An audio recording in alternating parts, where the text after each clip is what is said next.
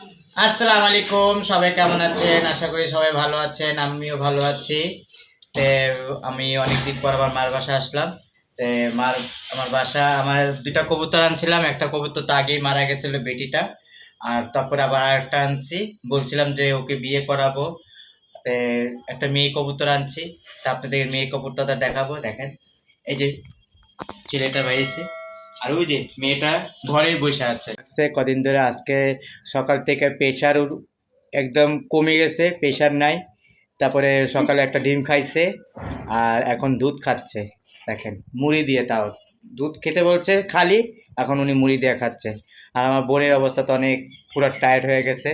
দেখেন, সারাদিন কাজ করতে করতে ও মানে গলায় মানে এমন বস্ত্র নিয়েছে যে জানি সব হয়ে গেছে। আর মানে দেখেন, গলায় ওড়না বদলে গামছা নিয়েছে। বোন, তুমি কিছু বলো।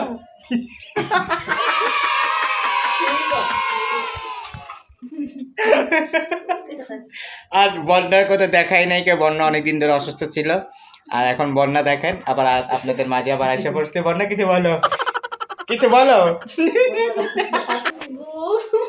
না, বন্যা কিছু বলবে না তো, বন্যা তো মাঝখানটা ফাঁকা না।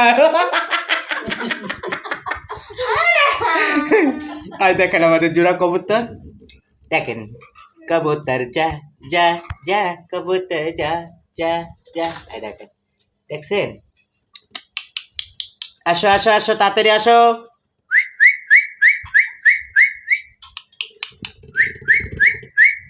ওই যে দেখেন।